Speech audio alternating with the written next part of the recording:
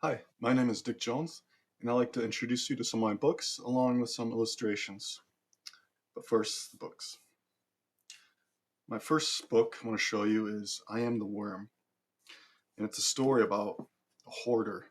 His name is David Barker, and well, he's dealing with issues that stem from his compulsive need to hoard, which he got from his grandmother for the most part. But this is more of a family drama, and it deals with addiction and I myself have personally witnessed and dealt with some matters dealing with hoarding, and it's a fascinating as well as horrifying subject. And if that's something you're interested in, I'd highly recommend you read my book.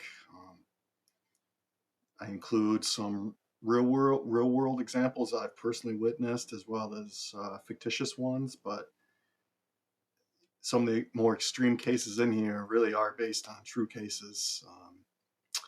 The most drastic I've personally witnessed is a older gentleman who hoarded kindling branches and filled up an entire single wide trailer and had started filling up another.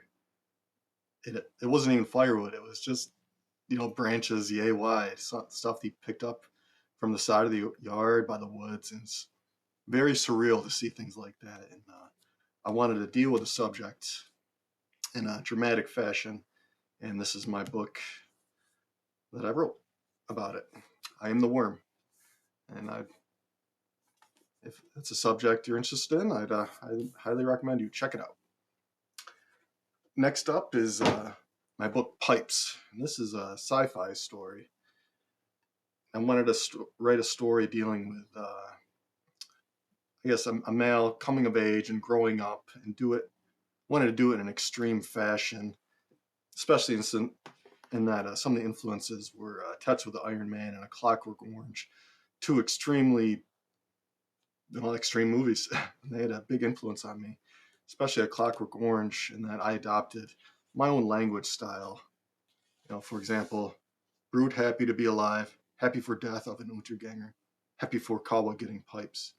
I wrote in kind of a brutish, blunt way, in that most of the characters in this are often gang members, young gang members. And it takes place in a sci-fi world that is just comprised entirely of pipes, and pipes grow on people, and as use age, they become pipes themselves. But in the meantime, when they're growing their pipes, a lot of the pipes have different aspects that almost give them different abilities, border on almost superpowers, but not quite that extreme. But yeah, this is my version, I guess, of a story about growing up and accepting responsibility, and how you got to join the world whether you want to or not. Get out of here, fly. Sorry. Yeah, so that's my book Pipes, and it's a sci-fi story that's rather extreme. And I wrote this. I wanted it to feel like a shot of whiskey. It just hits you hard and just goes away, or it just. I think it hits hard. It's definitely the most extreme thing I've ever written. But yeah, if you enjoy sci-fi, I'd love for you to check out this book. Next up, we have Vile. Now, this is one of my stories that, unlike the previous two, which would be I guess, a cautionary tale and a coming of age type story, I guess. Not quite coming of age, but a story about growing up. This doesn't have any, I guess, agenda or theme behind it. This is just pure entertainment. And I wanted to write something in the theme of a first person shooter. So the prologue in the story, Vile, is third person past tense, but when you get to the main characters, it switches over to a first person present tense to show action and really immerse you in the story a little better when it comes to activities and action, fighting, and violence and gore and all that and more. But this story, I want it to have a little bit of a Lovecraftian theme. So as synopsis starts off: Alice in Wonderland meets first-person shooter if played by Lovecraft.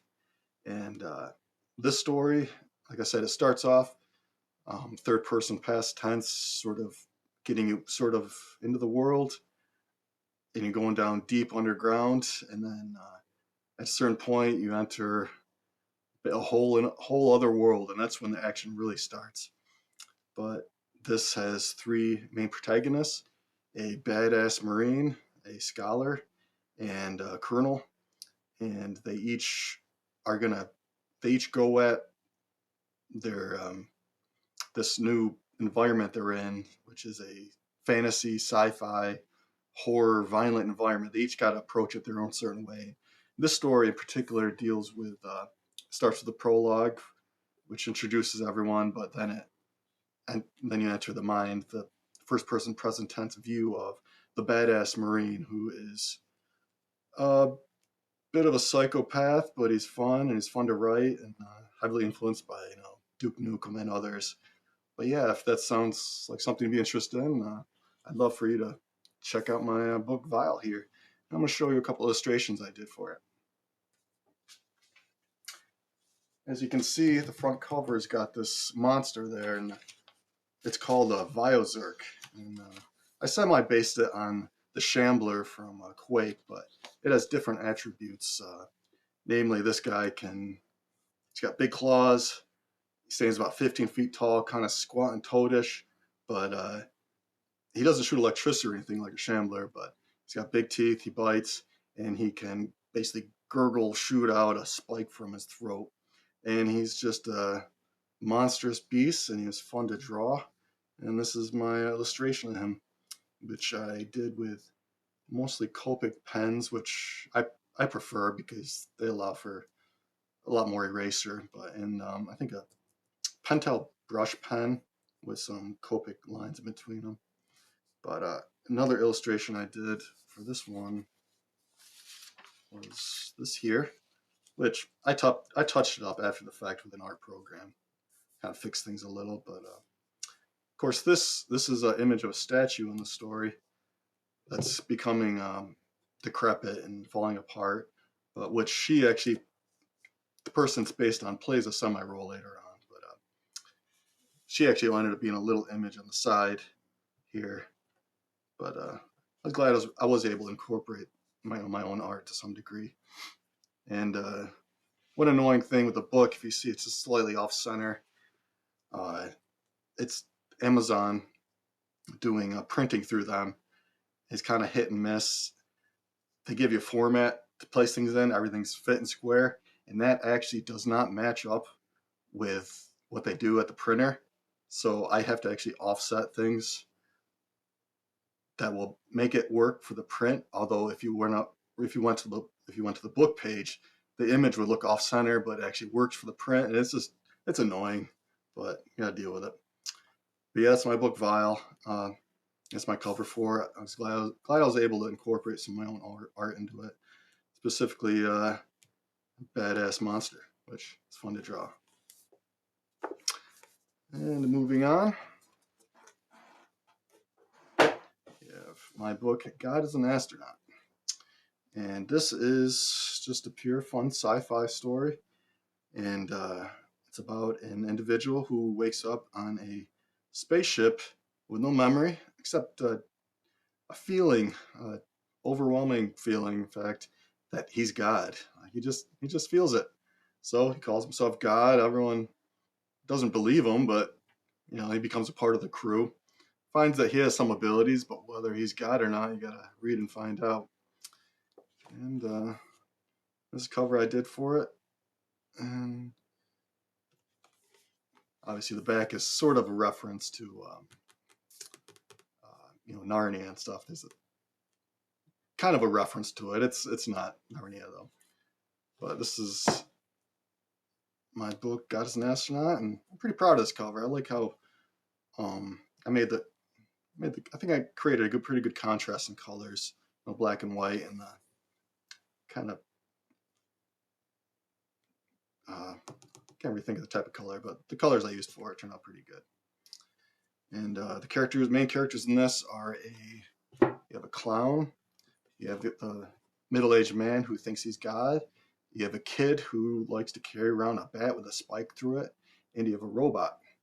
And you have some other characters coming to play. You've got the Moon, who is a live character, or at least he's an aspect of him is. You got a were-dog and other oddball characters. Like it's a sci-fi story with a bit of fantasy tossed in. And I'm going to show you some illustrations I did for this. I haven't really drawn in a while, so I wanted to get back into drawing, but maybe someday I'll fully illustrate a novel, which is a hope of mine someday. But this is Mogo the Clown, and he gets up to a lot of shenanigans.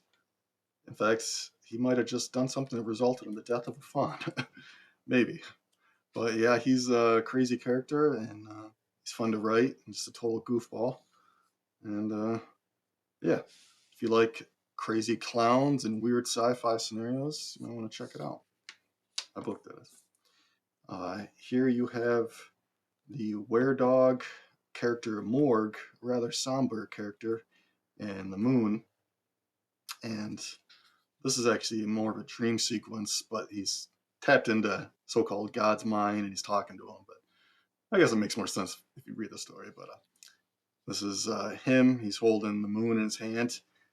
And here's another image of Morg in a nicer setting. I based him on an English wolfhound, I think they're called. Which actually a funny story for English wolfhounds. I lived at this one place for a while, and I used to take some dogs for a walk around this loop. And within a big fenced area where it was an area with at least a half dozen English wolfhounds, and leading the pack around always was this little yapper Chihuahua. And it was always funny to see how he was the leader.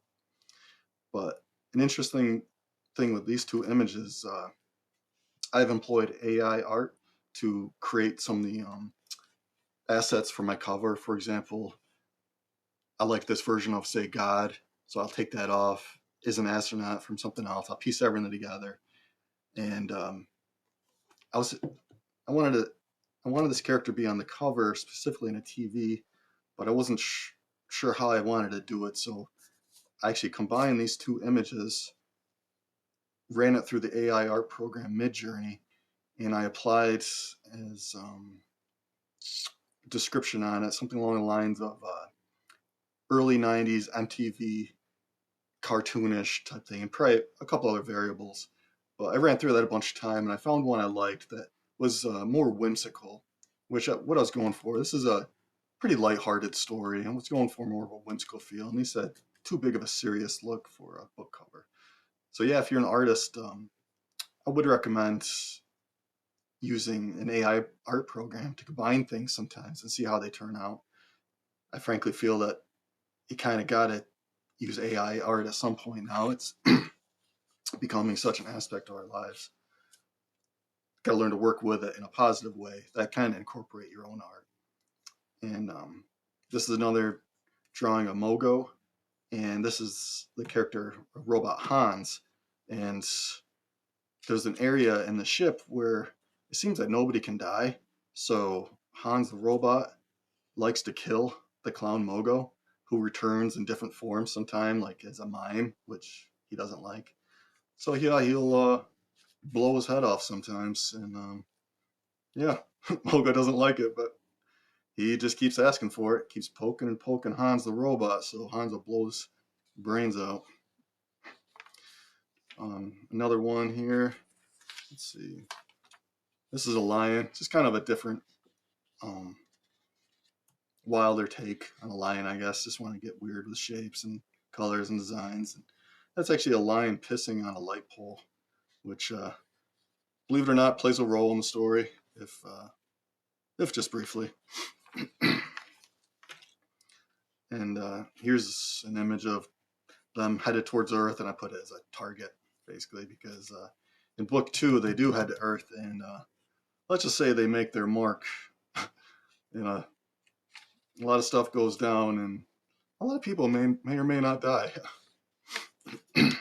Next up, you have the Doctor, who is evil, obviously, and the crew has to face him down at some point in a weird situation where he's got a little shadow monster that follows him, and they have to fight the shadow monster with shadow puppetry and death metal, and it's a goofy scene but a lot of fun.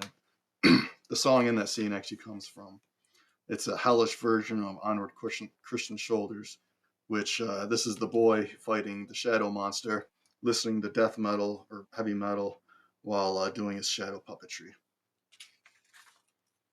And this is the what's it called? An effigy, an effigy that's on stage when the heavy metal band is playing earlier on in the story, and it becomes possessed by something, which you may or may not find out later. And this is an effigy on a stage that's burning. Yeah, I was proud how the burlap turned out. This is a burlap I did, which was pretty painstaking, but I like how it turned out. It turned out pretty cool, even if I did screw up some of the other stuff. And this is the spaceship they're traveling in.